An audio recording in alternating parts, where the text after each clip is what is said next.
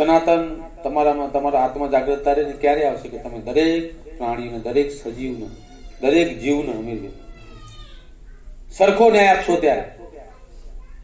અત્યારે તમે બધા જ ભેદમાં જીવો છો, એમ નથી કોઈ ભેદ નથી, બધા ભેદ અને પોતાનું જ વિચારીને જીવો છો. સ્વાર્થ જ છે, ખરેખર સ્વાર્થ. કારણ કે તમને જે સારું ગમ્યું, તમને જે ગમે છે ને એનો તમે પછી બાકી બીજું જાય છે. એક સામાન્ય દાખલો લ્યો કે માણસ જીવો છે ને માણસ પોતાના આ જે માણસ જાત નથી મહાન ગણે છે. પછી કૂતરા, બલાડા, ગાય, ભેંસ ને કાંઈ એની કોઈ વેલ્યુ નથી ને ભૂખ લઈને ઠોકવાની વાત આવી. એને શું થયું ગયું? હા,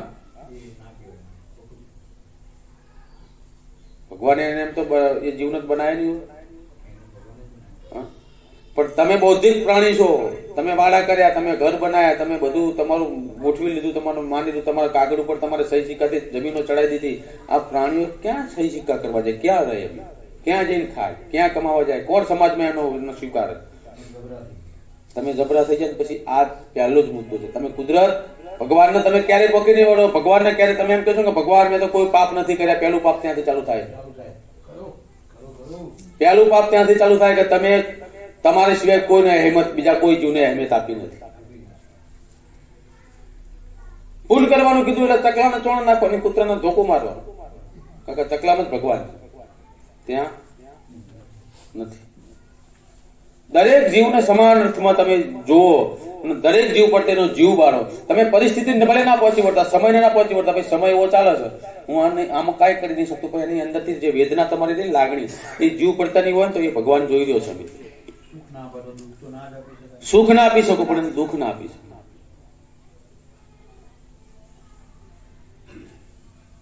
કારણ કે તમને બુદ્ધિ આલી ને એટલે તમને બધું ઉકલે. બાકી તમને જો એવા પ્રાણી જેવા બને તો તમે એ જ કરતા હોય. તેમાં એનો વાંક નથી. ભગવાને એને જેટલી લક્ષ્મણ રેખા આપી, જેટલું આપ્યું છે એટલા મેં એ પ્રાણી જીવી રહ્યું છે. એને બિચારાને કાંઈ ખબર પડતી નથી, એનામાં એવી બુદ્ધિ છે નહીં. કારણ કે ભગવાને એને એટલું જ આપ્યું છે, એટલા મેં સ્વીકારી જીવી લે છે. અને એને તમને ભગવાનની બુદ્ધિ આપીને એને તમે નકારો છો કે આ ખોટું છે. ના, ભગવાને બનાવ્યું બધું સાચું છે. ભગવાને કાંઈ ખોટું બનાવ્યું નથી. દરેક પ્રાણી એની જગ્યાએ, દરેક પક્ષી એની જગ્યાએ. એમ કહેવાય કે દરેક જીવ અને દરેક એમ કહેવાય કે ધૂળની રચકણ એની જગ્યાએ બરાબર છે. અણુ એની જગ્યાએ બરાબર છે. કોઈ પણ આખું પાછું નથી. પણ તમને માયા એવી આપી છે કુદરતે, તમને માણસ બનાવ્યા પછી તમને જે બુદ્ધિ આપી છે, બુદ્ધિમાંથી તમને એમ થાય છે કે જગત આખું મુઠ્ઠીમ છે અને અમારા થકી હાલે છે. ના, તમારા થકી કઈ હાલતું નથી. તમારા થકી હાલતું નથી કારણ કે તમે હિપકે ચડ્યા છો બરાબર. કારણ કે તમારા એક દાખલો આપું છું, માણસ જેટલો હોશિયાર ને એટલો મૂર્ખ છે. તમે જે કરેલા કર્મ તમે ભોગવો છો. કઈ રીતે ભોગવો છો? દાખલા તરીકે કે તમારે ત્યાં જન્મ થાય અમીરભાઈ ત્યારે દવાખાનું. અત્યારે દવાખાનામાં જન્મ ભાગ્યે જ થાય. ત્યારે દવાખાનું મરવાનું થાય પહેલા દવાખાનું. બહુ વિચારો તમે. જન્મ થાય ત્યારે દવાખાનું, મરવાનું થાય ત્યારે દવાખાનું. અને તમે એમ માનો કે ભાઈ આ દવાખાને લઈ જવા પડે, આ બધું ના ચાલે, ના તો કરવું પડે, પછી મરવાનું થાય કારણ કે ના લઈ જાય કરવું પડે. આ પશુ પક્ષીઓને ક્યાં દવાખાના? એ પણ જન્મ થાય છે, એ પણ મૃત્યુ થાય છે, ક્યાંય દવાખાને નથી. અને ક્યારેય કોઈ ઘટના બની નથી જુજવે સિવાય કે જ્યાં આવી ઘટના કે જન્મતા આ પ્રાણી જન્મ આપતા મરી ગયું. ક્યાંય બન્યું? એ જ વસ્તુ છે. એ ભગવાને એ જ સિસ્ટમ વાપરી છે. જન્મ અને મૃત્યુની ત્યાં પ્રાણીઓમાં પક્ષીઓમાં વાપરી છે, તમારે વાપરી છે. તમે હોશિયાર બની જાય કે તમારે દવાખાને જવું પડે. અને પ્રાણીઓ અને પક્ષીઓને ક્યારે દવાખાને જવું પડતું નથી. એનો માળો બનાવવાનો પછી એને કુદરતી ઘટનાક્રમ પ્રમાણે ઈંડા આપો, પણ ક્યારે કોઈ તકલીફ મરી જાય મારી પછી પક્ષીઓ મરી જાય માને કે આ ભાઈ જન્મ આપતાનું મૃત્યુ થયું. તમારે દવાખાને લઈ જાવ તો નહીં બચાતું. બને છે ને એવું? આ ભેદ કયો ભેદ? મેં તમને પહેલા કીધું કે તમે સખી દ્રષ્ટિએ જોતા ને એનો કર્મની સજા તમે ભોગવી જાય. તમે ભોગવી રહ્યા છો. દરેક મનુષ્ય જાત ભોગવી રહી છે. એમાં કોઈ શંકા નથી. તમે આખી સૃષ્ટિની પણ મનુષ્યનો આમ જોવા જાવ તો એની ટકાવારી ઓછી હોય. એટલા જીવ જંતુઓ, પક્ષીઓ પ્રાણીઓ છે. પણ ક્યારેય એમને કોઈ વસ્તુની જરૂર પડતી નથી. કોરોનામાં આટલા માણસો મરી ગયા એની કોઈ કલ્પના નથી. એટલા લાખો કરોડો માણસો મરી ગયા. બીજા કોઈ કોરોના નડ્યો?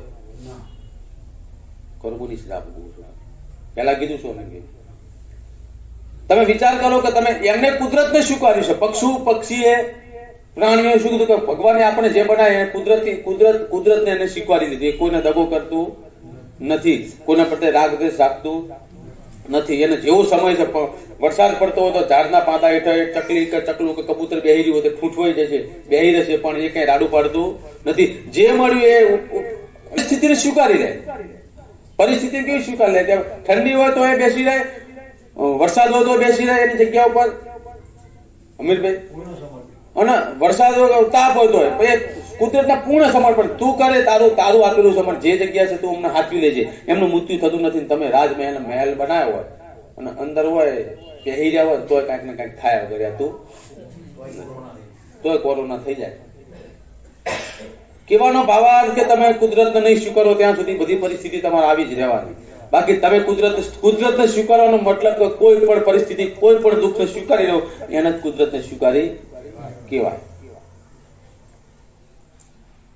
અને માણસ ભગવાનની વાહ પડ્યો, મંદિરો બનાવી અમીરભાઈ તોય એને દુઃખ. અને આ ચકલા પશુ પક્ષીઓ જ્યાં મંદિરે શ્રીફળ ચડાવવા જતા નથી, ક્યાંય પગે લાગવા જતા નથી. હા, કઈ આ ગાયો ભેંસો તમે જુઓ તો કોઈ ગાય મંદિર પગે લાગી ગઈ મારી મને ખાવાનું મળી જાય. કારણ કે એને આખા જીવનને સમર્પિત કુદરત કાકા અણુ છે.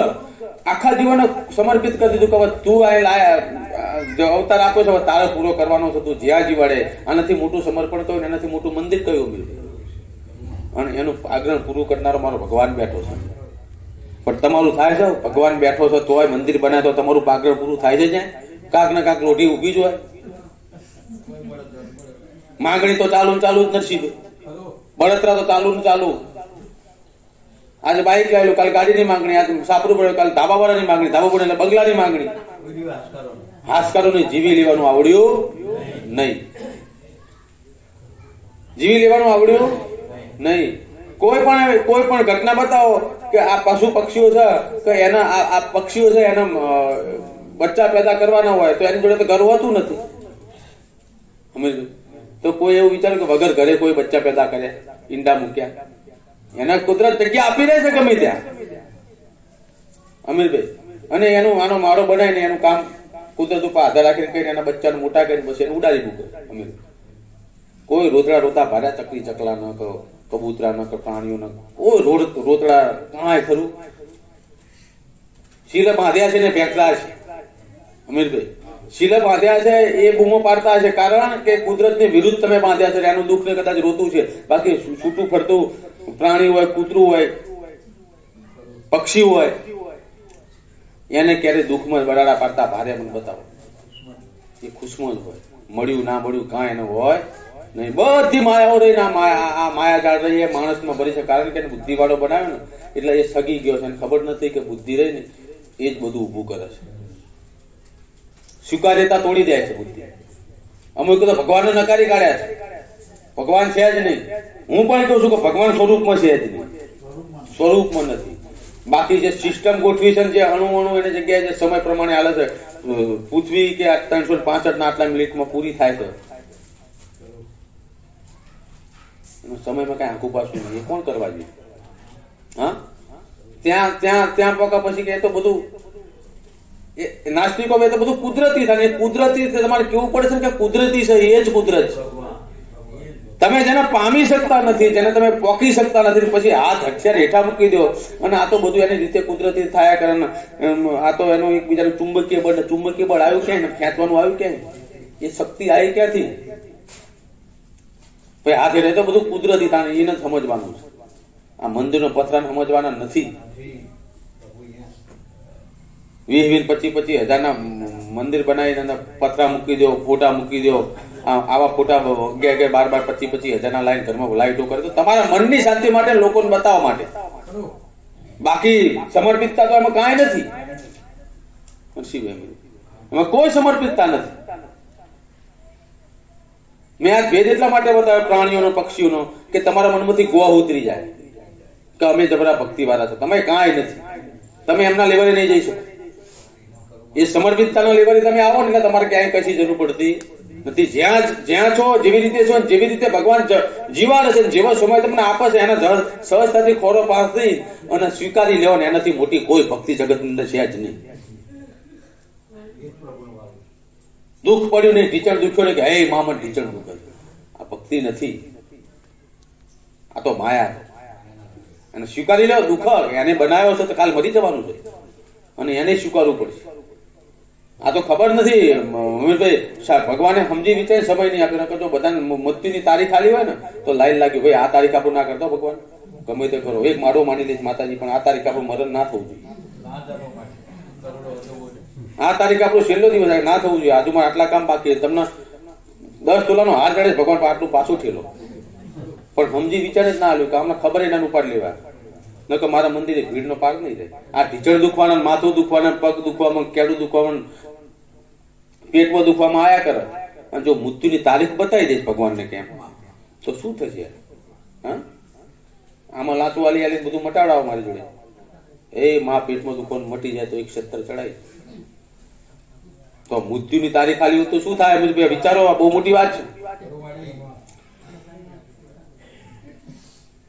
તમારે સ્વીકારી લેવું પડે છે. ભગવાને તારીખ બતાવે નથી, તમારે સ્વીકારી લેવું પડે છે કે મરી જવાનું થાય, ગમે ત્યારે ઉપડી જવાનું થાય. કેવું કહેવાય ભાઈ, ગમે ત્યારે આવી જાય. એ કહેવાનું ફાલી હેલું ગમે ત્યારે આવી જાય, પણ જો તમને તારીખ આલી હોય તો કેવા રખવાયા થાવ તમે?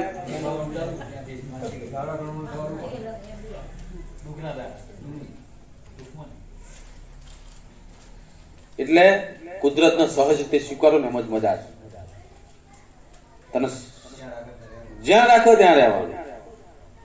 જેવી પરિસ્થિતિ આવે પરિસ્થિતિને સ્વીકાર કરવાનો. તમે તમારા કર્તવ્યની અંદર જે પરિસ્થિતિ આવે સ્વીકાર કરી લો ને બધું ભગવાન ઉપર છોડી દો ને તો તમારો આયકું રહ્યું ને આરામથી આનંદથી જાય અને એમાંથી કંઈક તમને બી આનંદ મળે, પરમ આનંદની પ્રાપ્તિ થાય. કંઈક લઈ જાઓ. બધાને ખબર મરવાનું તો તમને બધાને અહમ છે, આ ખબર હોવા છતાં પણ એવું જ છે કે કોઈ આ જવાનું જ નહીં, આવા જ રહેવાના. એનો થોડોક પણ તમને એ ભાવ રહ્યો ને કે જવાનું, એનો તો સહજ નહીં. આ બધા બેઠા છે ને આખી સૃષ્ટિમાં કોઈને એવું નથી કે જવાનું, એવો ભાવ જ નથી. જાણે અમર રહેવાના હોવાનું, બધું કરી જ દેવાનું, આવી નવી શક્તિ રહેવાની હોય, આ ભાવ જ હજુ અંદરથી ઉતરી શકે નથી. એ ભાવ જો તમને ખબર પડી જાય ને કાંઈ નથી, બધા જતા ને આપણે જવાનું. કોઈ ભગવાન અંગત કોઈ લાજ ચાલતી નથી. તો લાવો ને તારો સમર્પિતતાથી જીવીને બધા દુનિયાના ગળે વડગાડીને જીવી લો, બધાને યારે સારા સંબંધ બનાવી લો, બધાને મદદરૂપ થઈ લો, બધાને હળી મળીને જીવી લો. 5 પછી વેચ છોડવાનું હોય તો કોઈ ભય ને હાલ થતું તેમાં છોડી લેવું એ કોઈને નથી. સહજતા ભગવાને જેને નથી આપ્યું ને એ પણ આનંદથી જીવો છે, એનું પણ જીવન ધોરણ છે. આપ્યું છે અમીરભાઈ એનો હક નથી. પશુ પક્ષીઓ કાંઈ આપ્યું નહીં, વ્યાજ જમીને ના આપી, ઘરે આપ્યું નહીં, બરોબર? હજારો કીડી મકોડાને કાંઈ આપ્યું નહીં, એમની રીતે જીવ્યા કરે અને તમને આલ્યું તો તમને હક છે. મેં તો કાંઈ આલ્યું નહીં, તમે બાત ભરી, તમે બાત ભરી છે, તમે મંગાવ્યું છે, તમે બધી ગોઠવણ કરી છે, તમે નિયમો બનાવ્યા છે, તમે રીબાવ છો. એટલે તમે જયારે જયારે પણ મંદિર આગળ જઈને પ્રાર્થના કરો છો ને ભગવાન દાંત કાઢતો છે કે શું કામ આવ્યો છે, મારું આટલું તો જીવતો નથી, મારું કીધું માનતો નથી, નરી માયાને વાત ભરીને આવ્યો છે, શું કામ આવ્યો છે ભાઈ? તો એ તમે કરો ને પછી ભગવાન મરક કેમ કે કહે છે ને કે ભગવાન ભગવાન પથ્થર કેમ બની ગયો? આ કારણે બની ગયો. હા, બોલ્યા જેવું તમે રાખ્યું નહીં, આમ આવો તમે શું બોલે કે આને શું કેવું? એટલે પથ્થરો બની ગયો, જોયા જ કરો ભાઈ. આમે નજર નાખ્યો, આમે ના, તું પથરો આવ્યો, હા હું પથરો છું, તું હાલતો પથરો છો, હું એમ પથરો તો બે છે. કારણ કે ભગવાન ક્યાંય ને કોઈને કઈ અસર પડવાની નથી, એ ધાર્યું જ કરવાનું. ભગવાન ક્યાંય ને માતાજી કહે તો માણસ એનું ધાર્યું જ કરવાનું છે, એમાં કોઈ શંકા છે નહીં. આ તો ખાટી ઉઠા પાસે બધા પગે લાગવાના, આ તો બધા દેખાવા છે, બાકી એને ધાર્યું જ કરવાનું. એટલા પથરો બનવું પડ્યું. બાકી વાત કરે જેવું હોય તો રૂપ હાથમાં માછડી લઈને કાન પીછી લગાવીને પાલુઠી ભાઈ આમાં વાત ના કરતો હા કે તું આ કર્યું બરાબર કર્યું, વાત તું કરી દે, હું તારી ભેડો છું, ના કરતો, કઈ બરાબર જ નહીં કર્યું. એ જ પગલું બરાબર. એટલે આ તો ગોહ કાઢી કાઢો બધા કે ભગવાનના માને માતાજીને માનીએ, કાંઈ તમે માનવામાં કાંઈ કશું લીલું વરવાનું નથી. આ જ સત્ય વાત છે કે તમે સ્વીકાર્યતા નથી એટલે તમારું કદ્ય સારું થવાનું નથી. આ શ્રાપ નહીં, આ શ્રાપ નથી, પણ તમે તમારા સ્વીકાર્યતા નથી ત્યાં સુધી તમારું કોઈ દિવસ સારું થવાનું નથી. જેટલું મળ્યું એટલે તમે સ્વીકાર કરો ભગવાન તે મને આટલું જ આપ્યું છે ને આટલા મારે સંતોષ કરવાનો, કારણ કે ત્યાં જીવન આપ્યું છે ને એ અમૂલ્ય છે. આ પામું છું એ અમૂલ્ય નથી, કે હું ભાત ભરું છું એ અમૂલ્ય નથી. હા, આ મારી ઈચ્છા છે એ મૂલ્ય નથી, પણ તે મને જીવન આપ્યું છે ને એ મૂલ્ય છતાં હું એનો શું કામ હું રજડાવું છું, એનો આનંદ ના લે, હું એનો આનંદ ના માણું, આવી કોઈની કલ્પના થઈ જાય? જે આપ્યું છે એની કોઈ વેલ્યુ નથી. જે રહી જવાનું છે એ પડી રહેવાનું છે, એને પાછું ભરે. જે પડી રહેવાનું એને પાછું ભરે. માયા બધી પડી રહેવાની છે, પણ તમે પાછું કોને ભરો છો? માયા ને કઈ હારે લઈને જવાના કોઈ કે ફલાણા ભાઈ 5 ગાડીઓ 7 ગાડીઓ હતી કે બધી હારે જઈ ઉપાડી બધી અને બધાના અગ્નિ સંસ્કાર આલે હંગા થઈ. તમે જેવા ખીચામાં 5 રૂપિયા પડ્યા તો હાફ લઈને કાઢી લેવાની વાત, બીજી કોઈ વાત આવતી નથી. કે દોરો કાઢી લો, ઘડિયાળ કાઢી લો, ફલાણું કાઢી લો, બધું વેણી કાઢી લે. તમારું શરીર જે આપી દઉં અમૂલ્ય એને હરગાય મારવાનું. આ અમૂલ્ય હતું એને હરગાય મારવાનું. એ હરગાય મારવાનું જે અમૂલ્ય જીવન આપ્યું છે ને એ જીવનની જ્યાં સુધી તમને કદર નહીં થાય ત્યાં સુધી બધી માયા, બધી ખોટી, બધી માયા તમે મરી જશો. અસલ વસ્તુ આપ્યું છે ભગવાને. એ ભગવાન કે મને એને નથી ઓળખે કે ભગવાન મને 5 લાખ રૂપિયા રહે, 5 લાખ રૂપિયા રહે ને આને રહેવાના. આની કિંમત થાય? આ સિસ્ટમ કેવી ગોઠવી જુઓ ખરા, બોલવાની, ચાલવાની, જોવાની, સાંભળવાની, હા, હરવાની, ફરવાની, આનંદ લેવાની આ સિસ્ટમ જે આપી તમને, આ શરીર રૂપિયે કાયા આપી છે. કાયાનું મૂલ્ય ક્યારેય કાંઈ અંકાતું નથી. એ ભગવાન જોડે કરોડો રૂપિયા આપી દો તો આ મર્યા પછી ઊભું થતું નથી. ડોક્ટરોએ એમ કહે કે ડોક્ટરને તમે એમ કહો કે 5 લાખ કરોડ આપી દેવું, પણ આ મરી ગયેલા જીવતો પર ડોક્ટર હાથ હદર કરી દો, પતી ગયો, રામ જતા રહ્યા અંદર, હવે કાંઈ થાય નહીં. એ ડોક્ટર હાથ હદાર કરી દેતો હતો. જેની મૂલ્ય છે ને અમીર એને સમજવું નથી, જે નથી, જે હારી નથી આવતું એને માથું ભરવી. જેને બનાવ્યું છે એ પણ હારે આવતું નથી, પણ જેને જે કામ કરવા મૂક્યા છે ને એ કામની વાત હારે આવે છે. તમને જે વસ્તુ કરવા મોકલ્યા છે ને એ તમે સમજણ પડી જાય કે તમને શું કરવા મોકલ્યા, તો એ રહીને તમારી એ હારે આવશે. તમે ઇજ્જત કમાણા હશો ને એ ઇજ્જત રહીને તમે મર્યા પછી પણ તમે જીવિત રહો. અમરતા કોને કહેવાય? અમરતા સારા કામ કરો તો મળે. અમરતા એટલે શરીરથી અમરતા નથી મળતી, શરીર તો નાશવંત છે. પણ તમે જે કરી ગયા છે ને એ વાતો અને એ તમે જે કરી ગયા છે ને એ કાર્ય રહ્યા ને એ કાર્યથી તમને લોકો યાદ કરે ને યાદરૂપી અમરતા તમને જીવન પર રહે, અજર અમર રહે, વિચારો અમર થઈ જાય. તમારે જે કરવાનું છે ને અમરતા માટે એ કરવાનું છે. તમારા પૃથ્વી ઉપર શરીર તો મૂકવાનું છે, પણ સતા રહેવું હોય તો જે કરવાનું એ કરો. શરીર મૂકી દેવાનું છે નરસિંહ, પણ સતા પણ રહેવું છે, સમાજ વચ્ચે રહેવું છે. શરીર નથી છતાં પણ સમાજ વચ્ચે રહેવું છે. એ તમે તમારા સારા વિચારોથી જ રહી શકશો. તમે સારું કાર્ય કર્યું છે તો જ રહી શકશો. તો સારું કાર્ય કરો કે જે લોકોના હૃદયની અંદર વસી જાઓ. સારું કાર્ય કરો કે જે લોકો હરખીર મળવા, સારું કાર્ય કરે કે લોકો તમને યાદ કરે, લોકો તમારા વિચારોને આધીન થઈને એ જીવન જીવી લે. એવું કાર્ય કરો તો એ અમરતા તમારે રહેશે. બાકી શરીર ને માયા ને મૂડી ને બંગલા ને ગાડીઓ ને બધું આયનું આય રહેશે, કાંઈ હારે આવવાનું નથી. એટલે આજથી સંકલ્પ કરી લો, જીવનની અંદર ગાંઠ વાળી લો. કેવી ગાંઠ વાળવાની? કે હવે મારે ખરેખર શું કરવાનું એ મારે હવે જોવું છે. આ ઢીચણ દુખવાનું, પગ દુખવાનું, પેલી માતા નડે છે, પેલું રહી ગયું, પેલો છોકરો પરણ્યા વગરનો રહી ગયો, પેલું રહી ગયું, આ તો બધું માયા છે. તો આ શું કામ માગવાનું? હા, એ તો મારા કર્તવ્યની અંદર આવે. એ તો મારે મહેનત કરવાની, એનું ફળ મળ્યા વગર રહેવાનું નથી. પણ મારે જે ભગવાને આપ્યું છે એ મારે કર્યા જેવું છે. એટલું કરો તો કઈ કોઈ વાંધો ખરો? એટલે આ મારા બહુ દિવસે કેવું હતું કે તમે ખરેખર માનવતા ધર્મની આ માનવ જાતમાં આવ્યા છો ને તો તમે ખરેખર તમારી માનવ જાતની અસલ જે તમારું કર્મ કર્તવ્ય ને તમે ઓળખો ત્યાં સુધી તો તમને ફેર પડશે નહીં. માયા વાહન રવાશે, નરી માયા વાહન. ભગવાન જોડે માગણી શું કરવાની? એને વગર માગે આપી દીધું. વગર માગે શું આપ્યું છે? અમૂલ વસ્તુ આપી છે. વગર માગે તમે માગવા ગયા નતા, તમને શરીર આપ્યું છે. વગર માગે કોઈ પ્રગટ કરવા નતા જેને તમને આપી દીધું કે લે આ તને કાયા બની આલું, એની અંદર પ્રાણ એની અંદર તને મૂકવું, આ મારી ભેડ. હવે પછી તું જે કરે એ તારી ઉપર. આ તો આટલું કરી આપ્યું તો બધું એ કરવા અમીર ખવડાવવાનું, એને ઘરે એને બની આપવાનું, છોકરા એને પરણી આપવાના, ગાડીઓ એને લાય આપવાની, અમીર લાડીઓ એને લાય આપવાની. હા, કશું કરવાનું જ નહીં માણસ. એટલે તમે પોતાનું કર્તવ્ય તમે વિચારો અને ભગવાને જે અમૂલ્ય આપ્યું છે તમને, જે તમારો દેહ, એ દેહનું ભાન કરો. તમને જે જીવ અંદર ઉમેર્યું છે એનું એમાં જાગૃત થાવ અને તમારે જે ખરેખર કરવાનું સમર્પિતતા અમીરભાઈ નરસિંહભાઈ, કે જીવનમાં સમર્પિત દરેક જીવ સાથે સરખો વ્યવહાર રાખવાનો છે, એ કરો. આંખે પર આનંદ મળો. જો જીવનની અંદર ક્યારે તમને દુઃખ આવશે,